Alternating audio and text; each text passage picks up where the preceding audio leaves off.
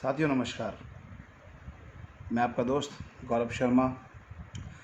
साथियों, आशा करता हूं कि आप सब लोग घर में होंगे, स्वस्थ होंगे और मंगल में अपना जीवन व्यतीत कर रहे होंगे। आज की बात है दोस्तों, कोरोना में हम सब लोग खुलकर मुस्कुराएं और कोरोना को भगाएं। हाँ, नेगेटिव थॉट्स जो हमारे मन के अंदर चलते रहते हैं, जो पॉजिटिव थॉट्स जो हमारे मन के अंदर चलते रहते हैं, उसके संबंध में आज मैं सबसे पहले बात शुरू कर रहा हूँ। जो लोग हमारे सामने आ रहे हैं उन सभी लोगों का स्वागत है दोस्तों। वर्ल्ड ट्रेड सेंटर पर हमला हुआ, हम सब लोग जानते हैं। और जैसे ही उस वर्ल्ड ट्रेड सेंटर पे हमला हुआ तो बहुत सारे लोग ये जानते हैं कि कुछ लोगों ने, उसामा बिन लादेन के लोगों ने ये उस वर्ल्ड ट्रेड सेंटर को गिराया था। हम उस चीज़ के फेवर में नहीं हैं, लेकिन क्या दशा रही होगी उस व्यक्ति की, क्या दिशा रही होगी उस व्यक्ति की, क्या मानसिक स्थिति रही होगी उस व्यक्ति की, जो व्यक्ति वर्ल्ड ट्रेड सेंटर को उड़ाने से पहले अपने दिमाग में विचार करता है कि मैं पल भर में मरने जा रहा हूँ, इस वर्ल्ड ट्रेड सेंटर को गिराते हुए मर जाऊँगा, लेकिन फिर भी वो व्यक्ति अपने काम से पीछे नहीं हटते।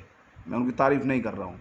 जब कोई व्यक्ति नेगेटिव थॉट्स लाकर ज़िंदगी ख़त्म कर सकता है तो हम सब लोग ज़िंदगी में मोटिवेशनल थॉट्स के साथ में, पॉजिटिव थॉट्स के साथ में अपने जीवन में लाकर अपने ज़िंदगी को बचा क्यों नहीं सकते।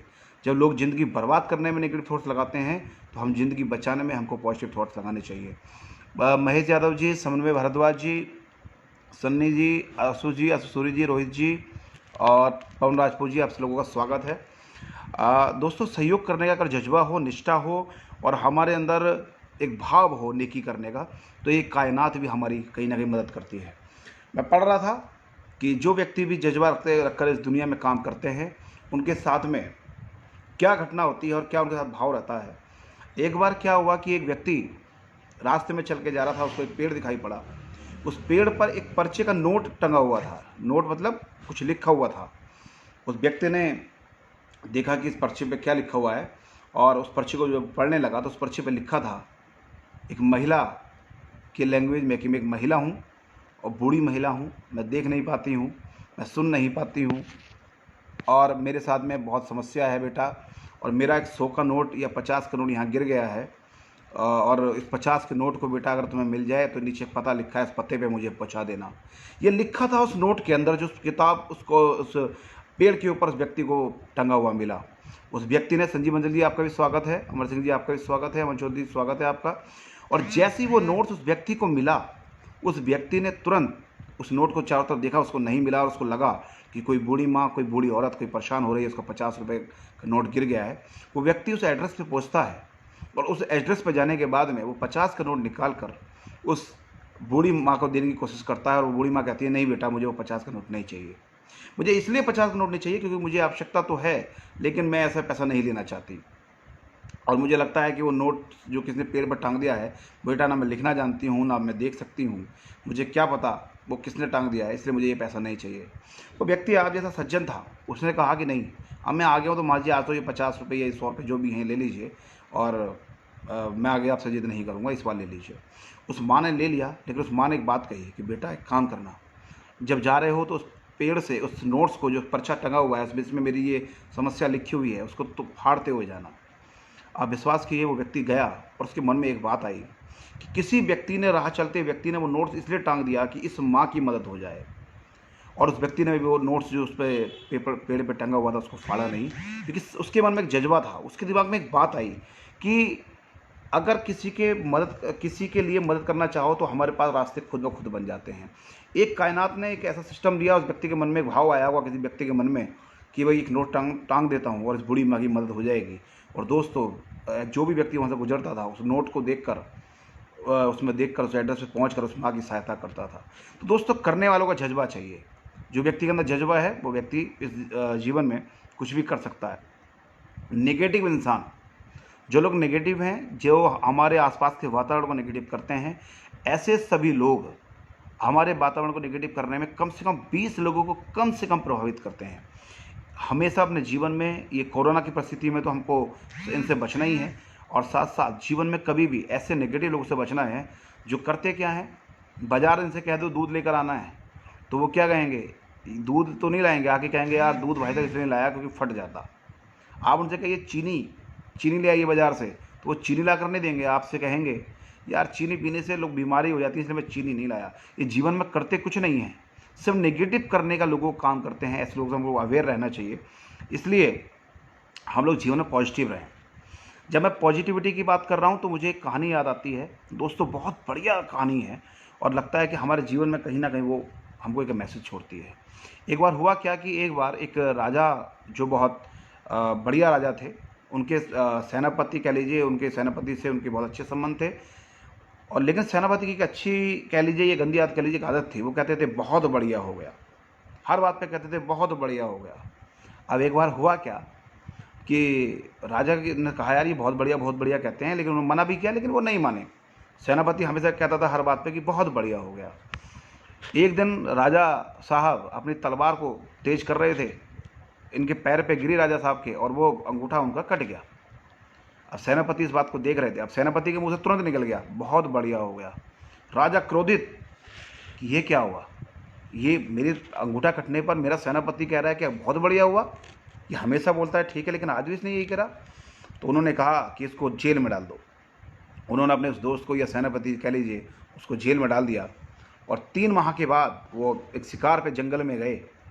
और जब वो जंगल में गए तो हुआ क्या दोस्तों, आदिवासियों ने उस राजा को घेर लिया।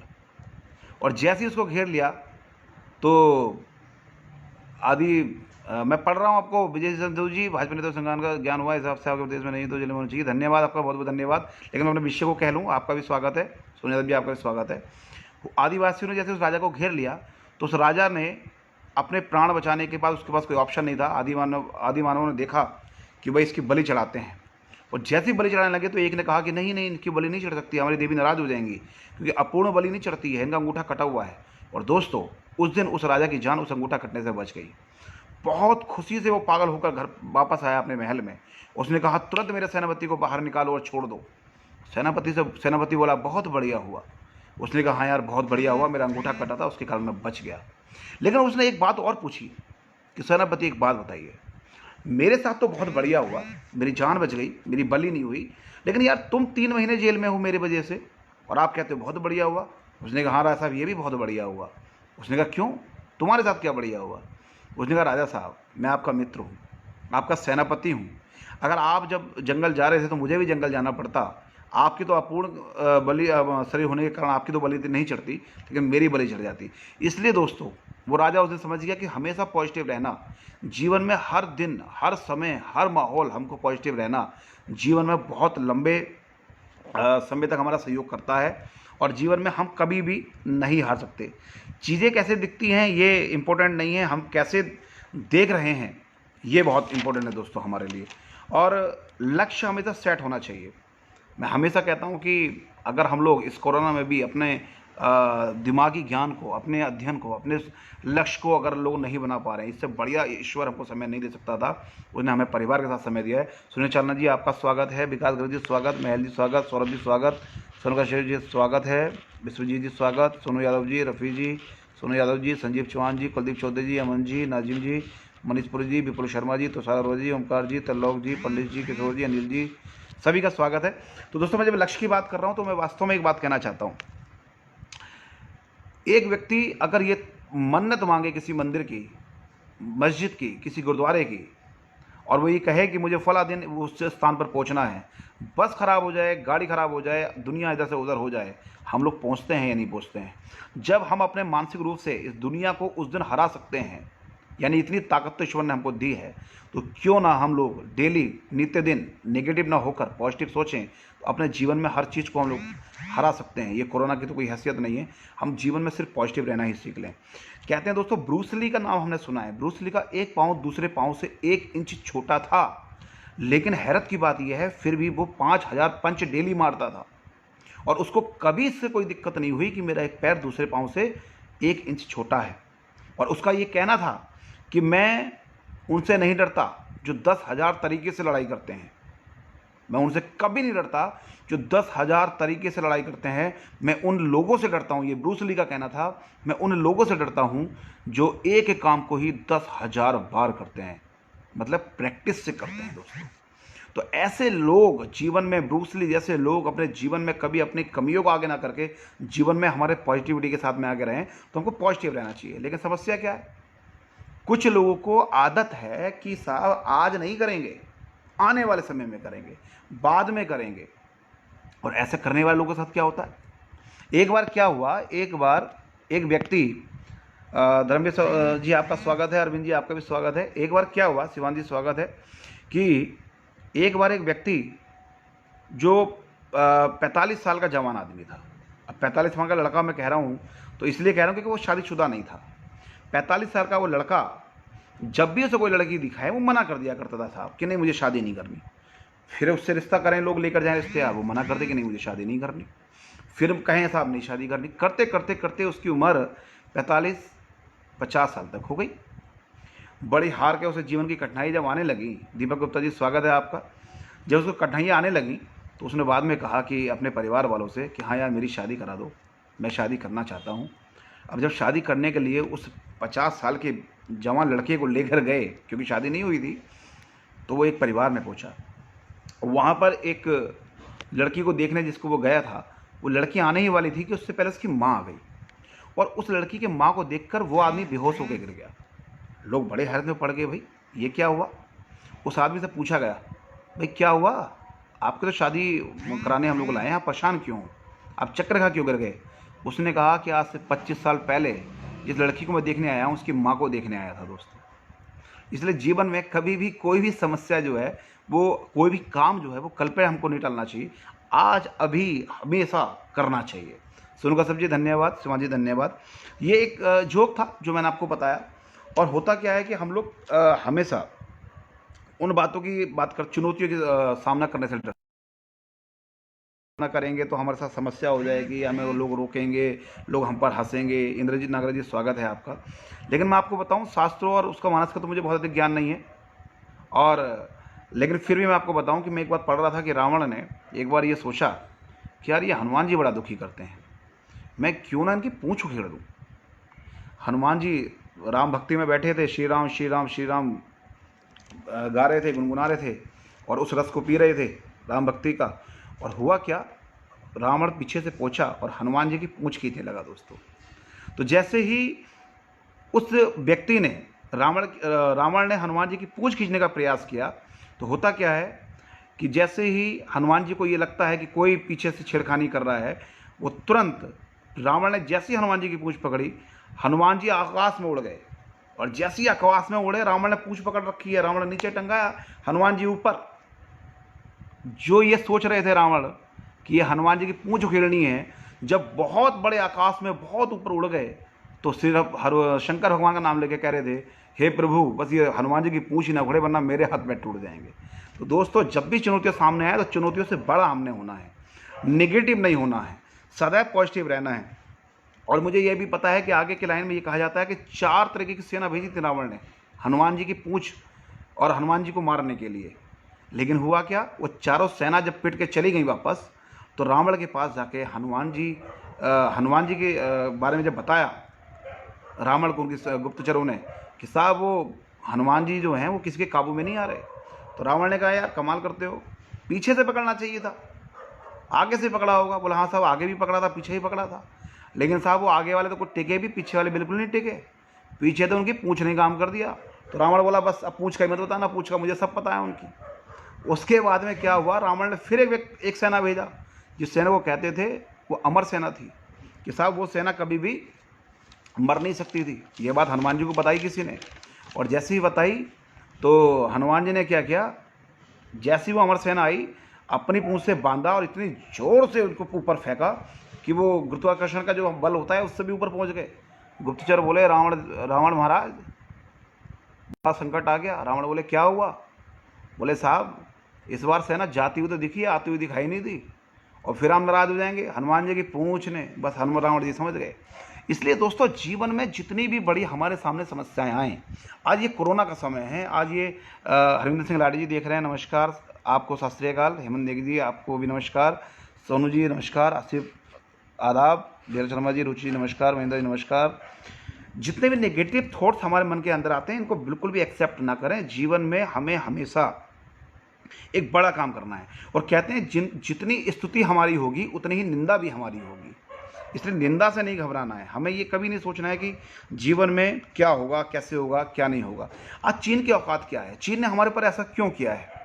दोस्तों, मेरा और आपका एक सा ही मानना होगा कि जब जब जीवन में आप आगे बढ़ेंगे तो दुनिया की दूसरी ताकतें या हर दूसरा व्यक्ति आपको गिराने में लगेगा।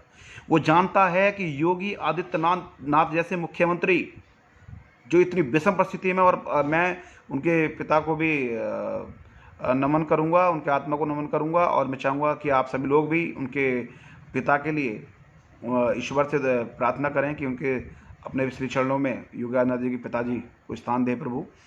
और देखिए, ऐसा पुत्र, ऐसा मुख्यमंत्री जो दोस्तों कल्पनाओं में सुना था हमने, ये आज तक नेता की परिभाषा हमने ये सुनी थी कि नेता मतलब वो होते हैं जो पहले घर वालों को बसाते हैं।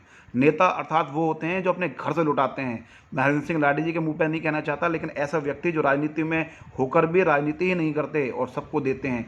हमारे बाजपुर में भी ऐसा उदाहरण समाजसेवी के रूप में हरिवंश सिंह लाडी जी हैं। हमारे योगी आदित्यनाथ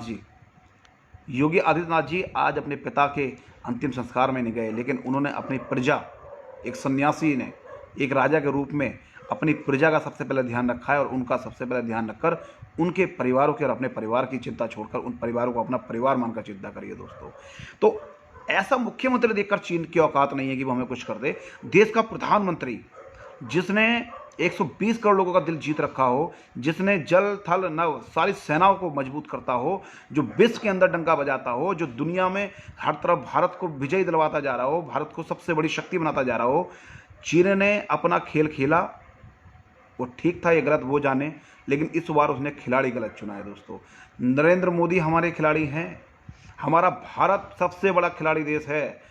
अपनी औकात पे आके चीन को धज्जियां उड़ाने वाला ये भारत देश है। ये गारंटी है, आप सभी के विश्वास पर कहता हूँ, एक दिन ये भारत दुनिया का विश्वगुरु था, है और रहेगा। और ये नरेंद्र मोदी और ये देश के प्रधानमंत्री, सबके प्रधानमंत्री, मैं राजनीतिक भाषा नहीं बोल रहा हूँ, लेकिन देश के प्रधानमंत्री उस चीन को उसकी औकात दिखाएंगे और आप इस चीज़ को देखेंगे। तो कुछ लोगों का माइंड जो होता है दोस्तों वो नेगेटिव होता है, मैंने आपको बताया, लेकिन मैं आपको बताना चाहता हूँ कि हम सब बातों को अपने दिमाग में फीड करके चलते हैं। हम सोचते हैं यार वो कर सकता है, लेकिन हम ये कभी नहीं सोचते he can do it so I can do it. मैं आपको बताऊं दोस्तों, एक बार हैरी एंड्रयूस का नाम आपने शायद सुना हो। 1903 में ये ओलंपिक्स के कोच थे। इनका रिकॉर्ड था दौड़ में, ये 1 मील दौड़ने में सिर्फ 4 मिनट का समय लगाते थे। और इन्होंने जिस समय ये रिकॉर्ड बनाया था, विश्व रिकॉर्ड, तो उन्होंने कहा था कि मानव की इतनी क्षमता नहीं है कि इसका रिकॉर्ड कभी जीवन में तोड़ पाए, ऐसा कोई व्यक्ति नहीं बना है दोस्तों। चारों तरफ चर्चा हो गई, हैरी एंड्रयूस के बारे में लोगों ने पढ़ लिया, कल्पना निकाल दी, इससे ज़्यादा नहीं दौड़ सकते, इम्पॉसिबल हो गया कि नहीं भाई इससे ज़्यादा कुछ नहीं हो सकता। और आपको मैं बताऊं, वो हैरी एंड्रयूस का रिकॉर्ड तोड़ने वाला 1954 तक कोई व्यक्ति संघर्ष करने के नाम से भी डरता था कि इसका रिकॉर्ड तोड़ा जा सकता है। लेकिन आपको बताता हूं कि उनका रिकॉर्ड एक रोजर बेनिस्टर ने तोड़ा। और उन्होंने 3 मिनट 59 सेकेंड और सिर्फ 4 मिली सेकेंड के अंदर उस रिकॉर्ड को तोड़ दिया, जो ये सोचते थे लोग कि मानव की क्षमता नहीं है कि उस रिकॉर्ड को तोड़ा जा सके। क्योंकि लोगों के मन में, हमारे मन में क्या रहता है कि प्रमाणिक बात है, अब तो ये हो नहीं सकता, ये इम्पॉसिबल है, हम कर नहीं सकते हैं, ये तो उन्हें बता दिया है, ये साइंटिफिक किरण हमको रीजन दे दिया है, ये कोरोना आ गया है, हम तो बच नहीं सकते, ये दिक्कत हो जाएगी, वो हो जाएगी। एक बार निगेटिव थॉट्स बन जाते हैं। लेकिन आदमी चाहे तो दोस्तों सब कुछ कर सकता है। और जैसे ही होता है, जैसे कोई व्यक्ति उसका रिकॉर्ड तोड़ देता है, जैसे कोई व्यक्ति वैक्सीन बना देगा, तो हम कहेंगे यार हम वैसे ही परेशान थे, कोरोना में तो हम लोग जीत गए और हम जीतेंगे। उसका ही रिकॉर्ड 1954 के बाद 1964 में जिम रियोन ने तोड़ा दोस्तों। क्योंकि उसको नहीं पता था वो जिम रियोन कौन था, वो रेसर नहीं था, वो स्कूल में पढ़ने वाला एक लड़का था जिसको पता भी नहीं था। उसने सिर्फ रोजर बेनिस्टर का नाम सुना था कि 3 मिनट 59 सेकेंड और 4 मिली सेकेंड में उन्होंने रिकॉर्ड तोड़ दिया है कि यार मैं उसका भी रिकॉर्ड तोड़ूंगा। और दोस्तों सिर्फ 3 मिनट 59 सेकेंड में उस व्यक्ति ने रोजर बेनिस्टर का भी रिकॉर्ड तोड़ दिया, जहां हैरी एंड्रयूस कहते थे दुनिया में कभी ये रिकॉर्ड नहीं तोड़ा जा सकता। इसलिए दोस्तों जीवन में कभी भी नेगेटिव नहीं सोचना चाहिए, किसी भी बात को अपने दिमाग में इतना नहीं बैठाना चाहिए कि हम लोग इसको नहीं कर सकते। He can do it so I can do it, इस फॉर्मूले को लाइफ के अंदर सदैव हमको याद रखना चाहिए। पागलपंती, पागल बनना पड़ेगा दोस्त। जीवन में सफलता पागल बनने से है, बिना पागल बनने से नहीं है। मैंने अपनी फर्स्ट वीडियो में कहा था, पा प्रगतिशील, गा गतिशील, ला मतलब लगनशील। जिस दिन आप प्रगतिशील, गतिशील और लगनशील हो जाते हैं, आप पागल बन जाते हैं, मैं पागल बन जाता हूं, तो लोग आपके पागलपन को लोग सलाम करते हैं। एक बार एक पागल हुआ। आज हम व्हाट्सएप के बारे में जानते हैं दोस्तों। व्हाट्सएप किसने बनाया? व्हाट्सएप इस्तेमाल तो मैं पूछूंगा तो दुनिया कर रही है आज। व्हाट्सएप किसने बनाया?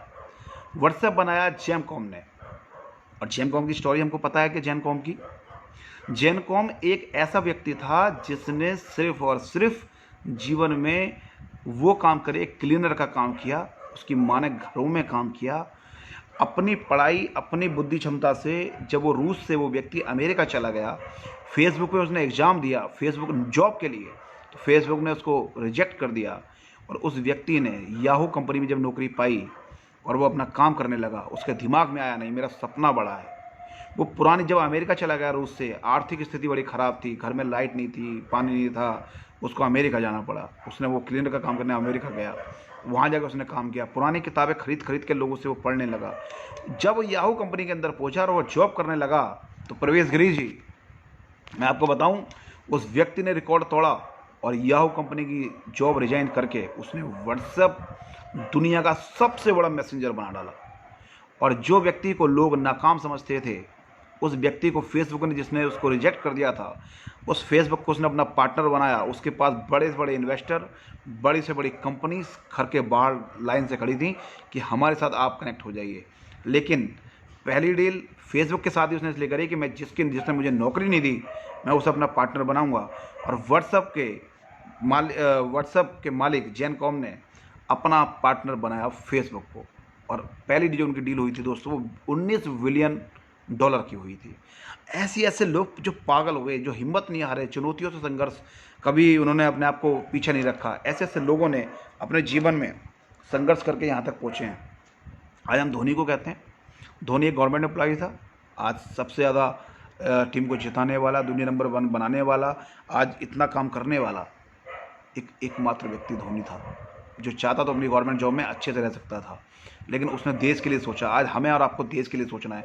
आप और मैं धोनी की तरह शॉट नहीं मार सकते, मैं और आप धोनी की तरह हेलीकॉप्टर शॉट नहीं लगा सकते, मैं और आप धोनी की तरह टीम को नहीं जिता सकते।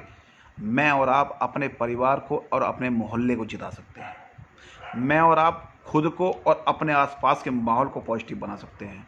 मैं और आप पूरे भारत को वर्ल्ड कप जिताएं या ना जिताएं, लेकिन हम और आप अपने आसपास के वातावरण को अपने भारत सरकार के नियम व आदेश के अनुरूप पॉजिटिव करके अपने वर्ल्ड को ना सही, लेकिन अपने मोहल्ले को एक कप दिला सकते हैं। वो है कोरोना को हरा कर वो एक कप। दोस्तों, एक आयरन मैन का नाम आपने सुना होगा, रॉबर्ट डॉवनी। रॉबर्ट डॉवनी का नाम मैं आपको बता दूं, बहुत कम लोग जानते हैं, लेकिन हमारे भारत के अलावा सब जानते हैं। दुनिया का इतना बड़ा एक्टर है दोस्तों रॉबर्ट डॉवनी जूनियर, जिसको कहा जाता है, जिसको ड्रग्स में बंद कर दिया गया था जेल में।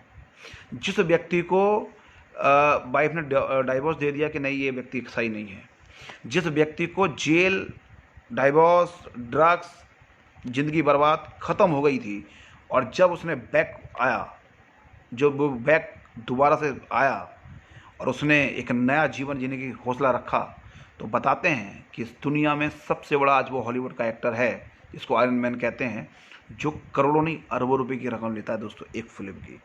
इतनी बड़ी ताकतें जो पागल बन गए। मैं ये बात आपको क्यों बता रहा हूँ कि दोस्तों लोग निगेटिव होते हैं। लोग कोरोना का रोना रोकर लोग निगेटिव हो रहे हैं। निगेटिव नहीं होना है। मैं तो बल्कि अपने व्यक्तिगत एक सुझाव मैंने ये सोचा है कि जब मैं हैंड वॉश करने जाता हूँ, तो 11 से 21 बार हाथ धोते धोते आप 10 सेकंड या 20 सेकंड तो गिर नहीं सकते। अब 21 बार जय श्री राम जय श्री राम जय श्री राम करते हुए हाथ धो के देख लीजिए, आपके सेकंड भी पूरे हो जाएंगे, अच्छा नाम भी जप लेंगे, काम पूरा हो जाएगा। जो जिस धर्म को मानते हैं, वाहेगुरु वाहेगुरु वाहेगुरु वाहेगुरु हम करते ही हैं, वैसे नाम लेते हैं। एक तरीका है, एक मेथड है, एक सिस्टमेटिक तरीका है जिसके थ्रू हम लोग इस कोरोना को हरा सकते हैं। क्योंकि कहते हैं कि जहाँ पर दिमाग से जीता जा सकता है दोस्तों, वहाँ पर बॉडी से नहीं जीत सकते। इसलिए आज आवश्यकता है समय की कि हम लोग दिमाग से जीतें। एक लास्ट में एक बात और आपको बताना शेयर करना चाहूँगा। एक बार हुआ क्या, एक व्यक्ति अपने मन से हार गया था। एक महिला थी, वो अपने मन से हार गई और उसको लगा कि मैं ज़िंदगी में बर्बाद हो गई हूँ। बहुत बड़े ऐसे ज़िंदगी में कई बार ऐसा समय आ जाता है, उसने सोचा कि मैं सुसाइड कर लेती हूँ। सुसाइड करने से पहले जैसे ही वो एक स्थान पर पहुंची जहां से उसको कूद कर छलांग लगानी थी, सुसाइड करनी थी, उसने देखा अपने चारों ओर, तो एक व्यक्ति जो ठीक ठाक से एज का था, उससे ज़्यादा एज का था, और वो बेचारा एक छोटे से पप्पी को, कुत्ते के जिसको हम पिल्ला कहते हैं, उसको रोटी खिला रहा था और बड़ा खुश हो रहा था। उस रोटी खिलाते हुए व्यक्ति से उसने पूछा कि आप बड़े मुस्कुरा रहे हैं इस कुत्ते के साथ में, बड़ी बात कर रहे हैं आप, मरने से पहले मैं आपसे एक और बात करना चाहती हूँ। आप अपने बारे में बताइए कि आप कौन हैं, क्या हैं, इसको खाना खिला के इतने खुश क्यों हो रहे हैं आप? ये क्या आपकी बात को समझ रहा है? क्या आप इसे खिला कर बिस्किट या खाना खिलाते हुए इतने खुश हो रहे हैं? तो उस पुरुष ने कहा कि आज से 6 महीने पहले मेरा बेटा एक्सीडेंट में मेरे सामने मर गया। हम लोग दोनों गाड़ी से जा रहे थे। उस हादसे से मेरी वाइफ भी हार्ट अटैक से मर गई। मेरा परिवार रातों रात उजड़ गया 6 महीने पहले। और जैसे ही 6 महीने पहले वो परिवार उजड़ा, तो मेरे जीवन में सब कुछ खत्म हो चुका था। जहाँ शायद आज आप खड़ी हो, वहाँ मैं खड़ा था। और ये वास्तविक उस व्यक्ति ने अपनी जीवन उस महिला को बताया। और साथियों, और फिर उसने बताया कि जब मैं सुसाइड करने जा रहा था, तो एक छोटा सा टॉमी, एक पप्पी मेरे पास आया। मैं उसको देखता रहा। फिर मेरा मन थोड़ा सा विचलित हुआ। मैं घर गया, वो अपने घर गया। अपना घर जब जाने लगा तो वो टॉमी घर के बाहर खड़ा था, रोने लगा। मुझे थोड़ी देर में लगा कि चलो इस पिल्ले की आवाज़ आ रही है, इसको थोड़ा थोड़ा सा दूध पिला देता हूँ। घर में दूध रखा था, मैंने दूध पिला दिया। मैं बहुत दुखी था, बहुत परेशान था।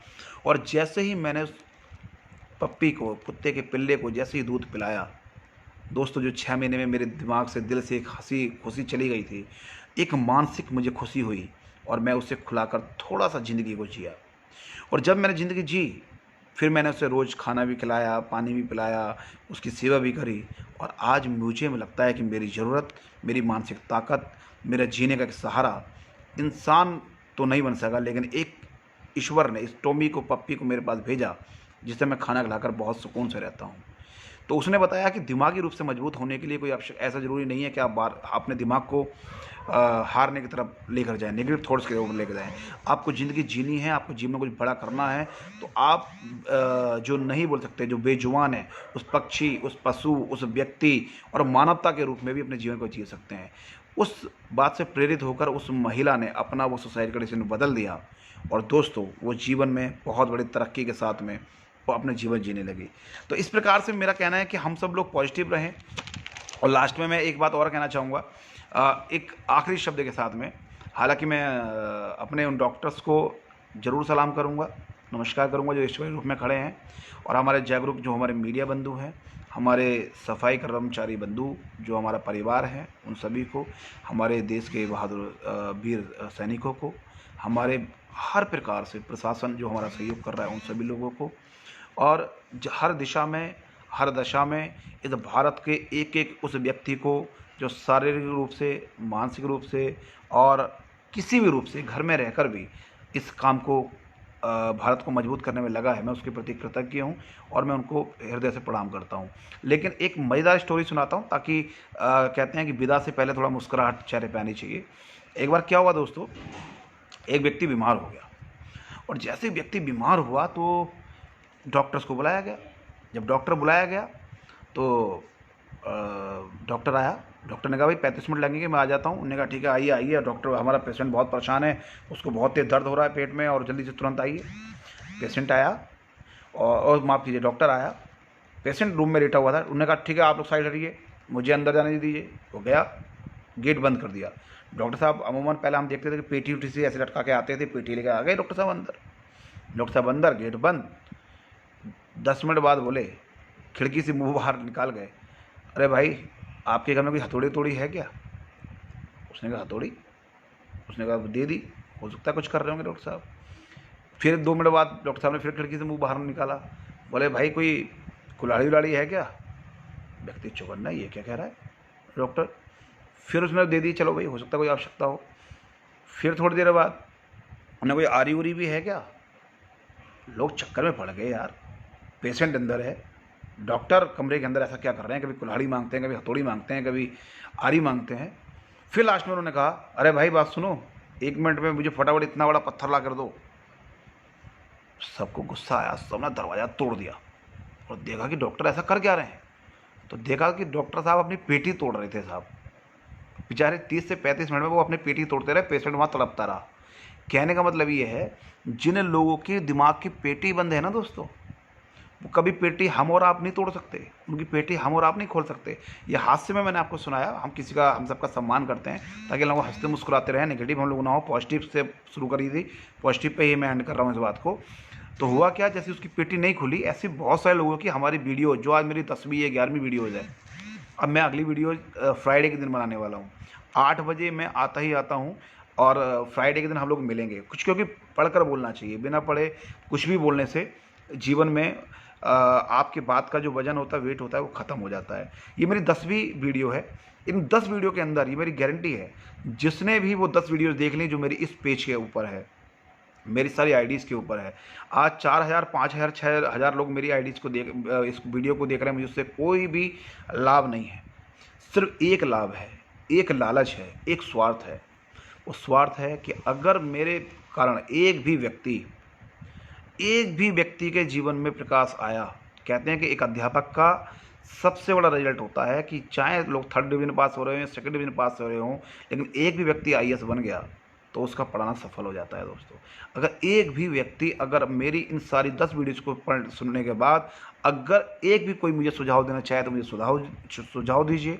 और किसी के जीवन में अगर इतना सा भी प्रभाव पड़ता है तो मुझे लगता है कि कोरोना में घर खाली बैठकर इधर की उधर बातें करके, उधर की इधर बात करके, जुबान को ख़राब करके, किसी कानून में नेगेटिव थॉट्स डालकर, किसी को गाली गलौच देकर, किसी के प्रति मान सम्मान गिराकर और खुद का सम्मान को ठेस पहुँचाकर समय व्यतीत करने से अच्छा था कि मैंने ये 10 वीडियोज़ बनाई हैं दोस्तों।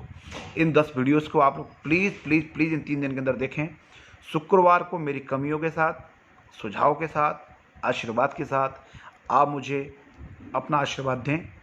और इन 10 वीडियोज़ के बाद में ये दावा है कि इन 10 वीडियोज़ में आप सभी का प्यार मुझे मिलता रहा है।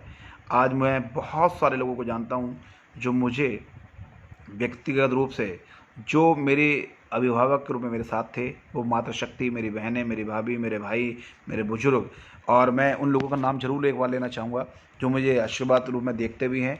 अक्षय शर्मा जी, खेमकरण सैनी जी, नेहा जी नमस्कार, नेहगल्ला जी नमस्कार, सत्येंद्र वर्मा जी, सन्नी जी नमस्कार, रणवीर जी, सागर अरोड़ा जी, और गुरमंद घाट कालो जी, अंशुगल गर्ग जी, मूलचंद्र शास्त्री जी नमस्कार, प्रमुख जी नमस्कार, धर्मेंद्र चौहान जी, रुपेश जी नमस्कार, जतिन जी नमस्कार, लेट आए हैं आप। और शिवान जी, आइडिया आपको अच्छा लगा हाथ धोने का। देखिए मैं तो सिंपल कहता हूँ, आप 11 से 21 बार हाथ धोते समय 20 सेकंड मत गिनिए। ईश्वर का नाम लेंगे तो ज़्यादा हाथ धो पाएंगे। श्री राम जय राम जय जय राम को 11 से 21 बार बोलिए, हाथ 20 सेकंड हो जाएंगे। आप वाहेगुरु वाहेगुरु वाहेगुरु हम वैसे भी बोलते हैं, हाथ धोते हुए बोलिए, पता नहीं चलेगा कितनी बार हाथ धो दिया। कोरोना की औकात नहीं है, ईश्वर का नाम हो और हाथों में अच्छी नीयत से हम हाथ धोएं, साबुन हो बढ़िया वाला, हाथ धोएंगे तो कोरोना की तो ऐसे कम तैसी।